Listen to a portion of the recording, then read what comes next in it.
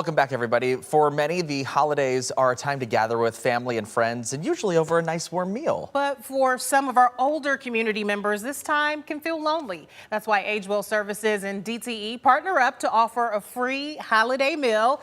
Chris Vanderstelt is the Executive Director of AgeWell Services. Thanks so much for being with us bright and early today. Thanks so much for having me. Yeah, so excited to have you. We know very well about AgeWell Services and everything that you all do, but for people who are not familiar, tell us about AgeWell Services. Absolutely. So AgeWell Services serves individuals 60 and better to keep them living independently at home for as long as we possibly can. And we do that in a variety of different programs. Our hallmark program is Meals on Wheels. And then we also have meal sites throughout Oceana, Muskegon, and Ottawa County as well. Well, speaking of meals, you guys are about to have this great holiday meal coming up here in just a little bit. Tell us about that. When is that, and what is it all about, and how can we get involved? So our normal volume of production is about 1,400 meals per day go out our door on 43 different routes, which is immense, right? So now take that and boost that by 2,000 more. We distribute in one day close to 4,000 meals throughout the community. So they have been prepping, the kitchen has been, and working on this for over a month now. Well, you mentioned some really delicious sounding food too. This is a big meal and a really nice one that you all are providing for some of our community members. It is a beautiful meal. So DTE helps us to zhuzh it up a little bit. Yeah. So we get kind of some of those primary ingredients that we can't always afford and access. So we've got brie stuffed chicken, fingerling roasted potatoes, and I know for sure that the peanut butter cheesecake is going to be a huge hit. That sounds delicious. Yes. I mean, just hearing the food options alone for this meal sounds wonderful. I mean, when people show up to this thing, right, what is their reaction? Because, I mean, they have got to just be so appreciative of the work that you put into it on this holiday meal day. So there's several things that we do to try to make it extra special for them. Some of the sites that we have locations that have entertainment. Santa might come, they might have a band playing. Oh, wow. At Orchard View, they even bring in elementary students from Head Start actually come in and help with the elders, which is so cool.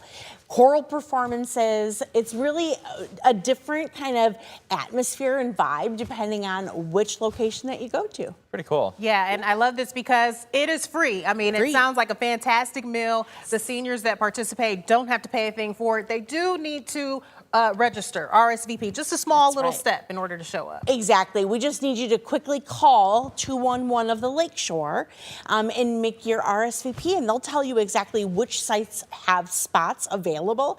But we know that we have plenty of room available at Tanglewood Park, our main location on Norton in Norton Shores. Very cool. You know, for this time of year, for many folks, it can be a tough time, especially for maybe those who are elderly. Can you talk about the time that they are going through, some of them during this holiday season? Absolutely. There's a lot of loneliness and isolation that happens at this time.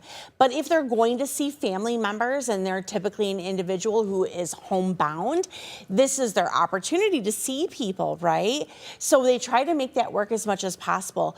But ironically, we also get the most volume of referrals to Meals on Wheels after the holidays. Because many times caregivers may not be present on a regular basis. Maybe their kids live out of state. They come and they see mom and they see changes. Or dad needs a little extra help, right? When we also have life changes such as widows, we have the main person in the house that usually does all the cooking that now doesn't. So providing that healthy, nutritious meal is so important. But as you've alluded to, it's really just as much about the relationship that the drivers and our site coordinators make on a daily basis with those seniors to keep them connected to community. Yeah, such important work that you all are doing. Do you want to talk about just the latest with AgeWell Services? I know we had talked about, and we've done some coverage on just some changes that you all have gone through, losing some important funding that helps you all provide the services that you do offer. Do you want to talk about the status now and where things are with AgeWell Services? I would love to. This last year has been a major challenge for AgeWell Services. Services. And really, it's been a ripple effect that really started building up over COVID. And, you know, we've really kind of gone up and down in terms of our services and availability of funding. But over the last 2 years, Emily, we've lost over $1 million in funding. Wow. Our capacity as an organization has been reduced by 22%. We typically have about 90 employees. The majority of all of them are part-timers, but we're now down to about 70 people. So that really shows how much the organization has had to retract due to inflation, reduction of funding, and especially direct workforce shortages. So we're really on a better path, much better this year. We've obviously had to let go of some of those programs that maybe were not able to get to that net bottom line, which has been difficult, but we've pivoted just as we have before. So we closed down our senior center at Tanglewood Park, but we took all that programming out on the road, and everyone has had the card making class found a place. We worked with our library system to find new homes. That's fantastic. And honestly, it's better because we can be closer to where our people are in their neighborhoods. Yeah, absolutely. Let me ask you too about the need in the community, right? I know that the last time that you were on, you spoke about how great the need is, especially during the holidays too. What is the need in your community that you're seeing? We're seeing such a huge uptick in referrals to Meals on Wheels. We have a wait list currently of over 400 individuals for Oceana, Muskegon, and Ottawa County. And we're especially having a lot of good luck in Muskegon, getting some contributions to take some individuals off the wait list. But our biggest thing is that we need help to end the wait. So end the wait for volunteers. We need more volunteers to be able to get those meals out, and we definitely need more funding, particularly in Ottawa County, to help us take more people off our wait list. Well, I'm so glad that you all have been able to turn things around with the difficulties that you've seen, and still making that programming available in whatever way that you can. I mean, you all are offering phenomenal services. We so appreciate you being here. Quickly, again, how can people register for that holiday meal? It's coming up next week, right? It sure is. It's on the 17th of December.